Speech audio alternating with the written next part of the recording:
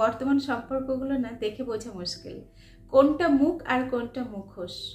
মুখোশের আড়ালে এমন এমন মুখ লুকিয়ে থাকে যেই মুখগুলি কিন্তু পরবর্তীতে দেখে মনে হয় যে এই মানুষটির সঙ্গে আমি এতদিন সম্পর্কে ছিলাম, এই মানুষটি আমাকে এভাবে চিট করলো, একে আমি ভালোবেসেছিলাম। নিজেকেই যেন কেমন একটা যেন অদ্ভুত প্রাণী বলে মনে হয়। যে অনেকেই তো বুঝতে পারে না, তার জন্যই কিন্তু অনেকে ভীষণ পরিমাণে অবাক হয় যে এই মানুষটা আমার সঙ্গে এটা করতে পারলো। এটা কিন্তু তোমাদের মধ্যে বহু মানুষ এটা মনে করে, কারণ দীর্ঘদিনের একটা সম্পর্ক বা গভীর একটা সম্পর্ক হঠাৎ করেই যদি মনে হয় যে সম্পর্কটার মধ্যে কিছুই ছিল না, পুরো ভুয়ো ছিল সম্পর্কটা, তখন খারাপ লাগাটাই স্বাভাবিক। আর এটা যে আমরা অনেকবার বলে থাকি যে বর্তমান প্রজন্মের মধ্যে এটা বেশি ঘটছে, কিন্তু আমরা একটা বিষয় ভুলে যাচ্ছি, সেটা হচ্ছে এমন বহু সম্পর্ক আমাদের সামনে উঠে আসছে যে সম্পর্কগুলি হয়তো অনেক পুরানো, 20 বছরের একটা সম্পর্ক, যেই সম্পর্কটা কিন্তু ভাঙার কোনো কথাই না। দুজন দুজনের সঙ্গে দীর্ঘদিন একসঙ্গে বসবাস করা, দীর্ঘদিন সংসার করা, বা এমনও সম্পর্ক দেখেছি 15 বছর, 12 বছর, 10 বছরের সম্পর্ক, দীর্ঘদিন একে অপরকে চেনে। সেই চেনা মানুষটাই হঠাৎ করে কেমন যেন পাল্টে যায়, সেই চেনা মানুষটাকেই আবিষ্কার করে ফেলি মানুষটা আসলেই ঠক। তো তখন না যেন সেই আকাশ থেকে পড়ার মতো অবস্থা আমাদের হয় যে আমি মানুষটিতে এতটাই ভুল করলাম, ওটা কিন্তু ওই মুহূর্তে মনে হয়। কিন্তু তোমাদেরকে আমি বারবার বলি, হঠাৎ করেই কোনো মানুষ কিন্তু পাল্টে যায় না, পাল্টে হয়তো অনেক আগেই গেছে, তুমি হয়তো ততটা গুরুত্ব দাওনি, বা গুরুত্ব দিলেও তোমার কিছু করার ছিল না, এটাই কিন্তু ঘটে। আর এই যে বললাম যে যারা অনেক লং টাইম একটা সম্পর্কের মধ্যে থাকে, তারাও চিট করে, তারাও ঠকায়। আসলে এটা হচ্ছে সেই যুগের হাওয়া গায়ে লাগা, কারণ যুগের সঙ্গে সবাই তাল মিলিয়ে চলছে।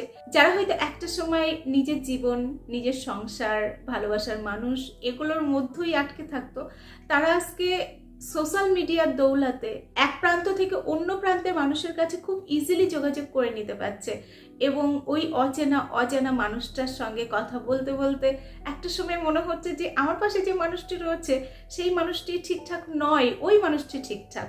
আসলে অনেকটা কি বলতো, সেই কাচের পৃথিবীর মতো, দূর থেকে ভীষণ সুন্দর, কিন্তু কাছে গিয়ে দেখো ওখানেও তুমি যদি তোমার মনটাকে ভালো করতে না পারো, তুমি যদি নিজেকে ভালো রাখতে না পারো, তাহলে কোথাও গিয়ে তুমি সেই ভালো সন্ধানটা পাবে না, সে তুমি যেখানেই যাও না কেন। তো যাই হোক, তোমরা যারা সম্পর্কের মধ্যে রয়েছো এবং বুঝতে পারো না, মানুষটাকে চিনতে পারো না, তো তাদেরকে আজকে আমি কিছু হিংস দেব, যাতে করে তোমরা বুঝতে পারো যে তুমি কোনো মিথ্যা ভালোবাসার মধ্যে আটকে আছো কিনা। কারণ কি বলো তো, আগের থেকে বুঝে যদি তুমি নিজেকে সাবধান করতে পারো বা সাইড হয়ে যেতে পারো, তাহলে না কষ্ট অনেকটাই কম হবে। কিন্তু হঠাৎ করেই একটা ঝাটকা লাগলে সেটা কিন্তু অনেকেই সহ্য করতে পারে না, তখন কিন্তু ভুলভাল স্টেপ নিয়ে ফেলে, ভুলভাল কাজ করে ফেলে। অনেক সময় যে মানুষটি ছেড়ে চলে যাচ্ছে বা ঠকিয়েছে তার ওপর প্রতিশোধ নিতে ইচ্ছা করে, তার উপর একটা তীব্র রাগ, ঘৃণা, অনেক কিছু কিন্তু আমাদের মনের মধ্যে জন্মে যায়। কিন্তু আমি তোমাদেরকে বলি, সবসময় না যেটা সত্যি সেটা মেনে নেবে, তাহলে না মিথ্যাটাকে ছেড়ে তুমি সামনের দিকে এগিয়ে যেতে পারবে। কিন্তু ওই মিথ্যাটা কেন ঘটলো, কি হলো, কেন হলো, এই এত কিছুর উত্তর যদি দীর্ঘক্ষণ বসে খুঁজতে থাকো, তাহলে না ওই মুহূর্তে মানসিক হতাশাটাই তোমার মধ্যে আসবে, ভালো কিছু কিন্তু ফিল করতে পারবে না। দেখো, আমরা তো জানার চেষ্টা করব, অবভিয়াসলি জানার চেষ্টা করব যে কেন এটা ঘটালো সে, কিন্তু যখন জেনে যাচ্ছ তখন ওটা নিয়ে আর না ঘেটে তুমি এগিয়ে চলো, দেখবে নেক্সট তোমার লাইফে ভালো কিছু আসছে। সেই ভালো কিছুটা সবসময় যে ভালোবাসার মানুষ হতে হবে তা কিন্তু নয়। আমাদের লাইফে এমন অনেক কিছু কিন্তু করার রয়েছে, অনেক কিছু আমরা অর্জন করতে পারি, যেটা হয়তো একটা সময় কেবলমাত্র ওই মানুষটার সঙ্গে থাকার জন্য আমি নিজেকে চিনতেই পারিনি, জানতেই পারিনি, আমি আমার মধ্যে থাকা অসীম ক্ষমতার সন্ধানই পাইনি। কিন্তু এখন যখন নিজের দিকে তাকাচ্ছি, তখন এটা ফিল করতে পারছি না আমি অনেক কিছু করতে পারি। শুধু প্রেম বা একটা মানুষই আমার জীবনের জন্য মুখ্য নয়, আমার অনেক কিছু করার রয়েছে, এটা কিন্তু তোমরা ফিল করতে পারবে। তার জন্য কিন্তু নিজের দিকে তাকাতে হবে, থেমে গেলে হবে না কিন্তু। আর এই যে নিজেকে আবিষ্কার করার না কোনো নির্দিষ্ট বয়স নেই, কিন্তু যে কোনো বয়সে যদি আমরা নিজের দিকে তাকাই এবং যদি নিজেকে একটা সুন্দর জায়গায় নিয়ে যাওয়ার জন্য মনস্থির করি, তাহলে সেটা কিন্তু আমরা পারি। এটা কেন বলছি বলো তো? তার কারণ হচ্ছে, তোমরা সবাই দেখতে পাচ্ছ ভালোবাসার আমাদের জীবনের জন্য খুব গুরুত্বপূর্ণ, কিন্তু কার লাইফে কখন কি ঘটে কেউ বলতে পারে না।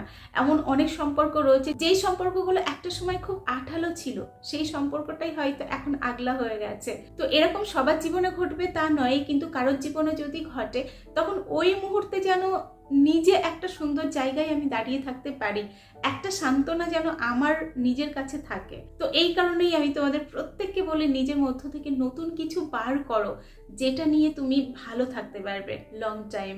তো চলো জেনে নিই, তুমি যে সম্পর্কটার মধ্যে জড়িয়ে রয়েছে সেই সম্পর্কটা আদৌ সত্যি কিনা, সেই সম্পর্কটার মধ্যে কোনো মিথ্যা মায়াজাল নেই তো।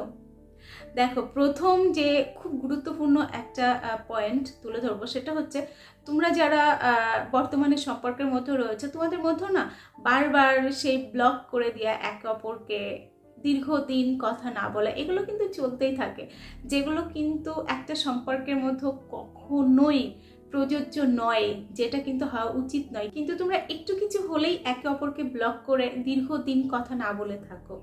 তো যখন তুমি কথা না বলে চলছো বা একে অপরের সঙ্গে যোগাযোগ না করছো, তখন হয়তো তুমি তোমার সোশ্যাল মিডিয়াতে এমন কিছু পোস্ট দিলে, যার মাধ্যমে হয়তো এরকম একটা ইঙ্গিত বহন করছে যে তুমি অন্য কোনো সম্পর্কে হয়তো জড়িয়ে গেছো। কিংবা ধরো তোমার যে ভালোবাসার মানুষটি, সে জানতে পারলো কারোর কাছ থেকে যে তোমার লাইফে হয়তো অন্য কেউ এসেছে, বা তোমার হয়তো অন্যত্র বিয়ের ঠিক হচ্ছে, এরকম হয়তো জানতে পারলো, এবং জানার সঙ্গে সঙ্গে 1 মিনিটও দেরি না করে টেক্সট করতে শুরু করলো, ফোনের ওপর ফোন করতে শুরু করলো, তোমাকে বোঝাতে থাকলো যে আমি তোমাকে খুব বেশি ভালোবাসি, কেন তুমি অন্য সম্পর্কে গেছো, বা তুমি কি সত্যিই অন্য সম্পর্কে চলে গেছো, তোমাকে জেরা করছে। তো তুমি এখানে না কনফার্ম হয়ে যেও যে সেই গভীর টান বা ভালোবাসা কিন্তু তোমাদের সম্পর্কের মধ্যেও নেই, সেটা তোমার তরফ থেকেও নেই, তার তরফ থেকেও নেই।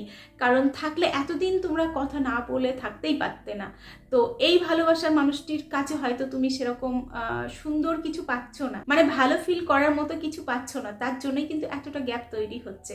এবং ওই যে যখন ছুটে আসলো, তোমার মনে হচ্ছে না ও আমাকে ভালোবাসে, কিন্তু সত্যি কথা বলতে কেন এসেছে সেটাকে বোঝো। তুমি অন্য কারোর কাছে চলে গেছো, এটা সে সহ্য করছে না, এটা সে মানতে পারছে না। বা তুমি অন্য কাউকে বিয়ে করবে, এটা শোনার পরেই কিন্তু তার জেলাস ফিল হচ্ছে।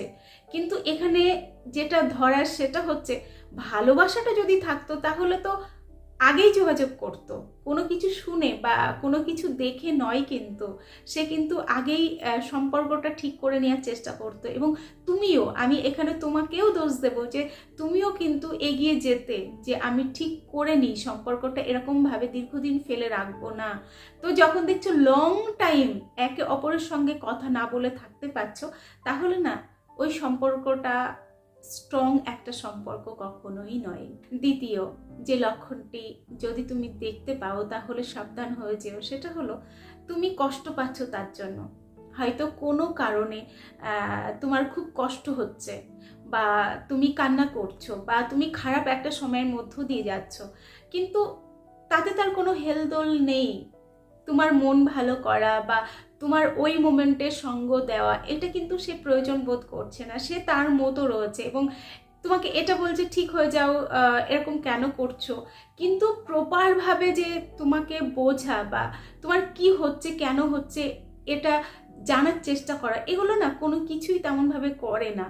এটা দীর্ঘদিন হয়তো চলছে, তোমার মনে হচ্ছে আমার এখন খুব কষ্ট হচ্ছে, মানুষটি একটু আমার সঙ্গে যদি কথা বলতো আমার ভালো লাগতো, কিন্তু সে খুব ব্যস্ত, সে কথা বলতে পারছে না, তোমাকে সময় দেওয়ার সময় তার হাতে নেই। এটা যদি ঘটে না, তাহলে এই মানুষটির সঙ্গে তুমি দীর্ঘদিন থাকতে পারবে না। কারণ আমি বারংবার বলি, আমরা যখন সাংসারিক লাইফের মতো থাকি, তখন এমন অনেক সময় কিন্তু আসে যখন কিন্তু আমাদের মুড সুইং হয়, আমাদের হঠাৎ করেই হয়তো কোনো একটা বিষয়ে মন খারাপ হয়ে গেল। তো তখন ভালোবাসার মানুষটির, পাশের মানুষটির ভূমিকা কিন্তু অনেক থাকে। একমাত্র ওই মানুষটি পারে ওই পরিস্থিতি থেকে আমাকে বার করতে, আমাকে সান্ত্বনা দিতে, আমার মন যাতে ভালো হয়, তেমন কিছু কাজ করে আমাকে সুন্দর একটা হাসি খুশি মোমেন্ট এনে দিতে। তো ওই কেবলমাত্র পারে। তো প্রথম থেকেই যদি দেখো এই বিষয়টা মিসিং, তোমার ভালো লাগা খারাপ লাগাতে তার কোনো কিছু তেমন আসছে যাচ্ছে না, তাহলে ধরে নিয়ে তুমি একজন সঠিক ভালোবাসার মানুষের কাছে কিন্তু নেই।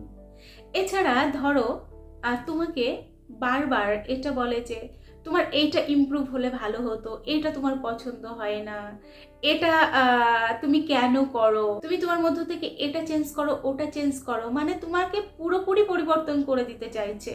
এটা যদি করে তাহলে কিন্তু একটু হলেও তোমাকে ভাবতে হবে।